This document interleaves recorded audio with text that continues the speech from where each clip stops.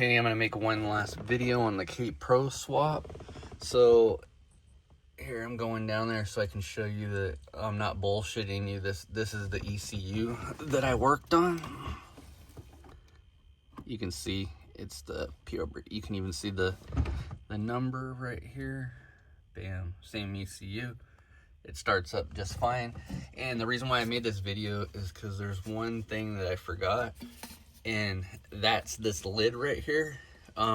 What you have to do is see the top of the USB right there, see that metal?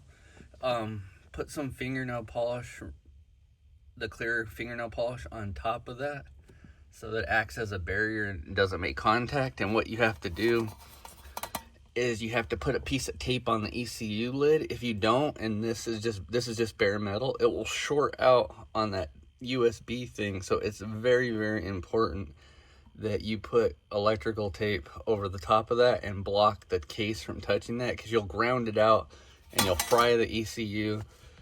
That's super important. I forgot to do it in the video, but I'll start it up for you and show you that I'm no BS, that when I do something, because I've seen a lot of people do Kpro board swaps, but I've never actually seen one run. I've never seen anybody do it and have the car actually start up and run. So I'll show you that it works. So, okay.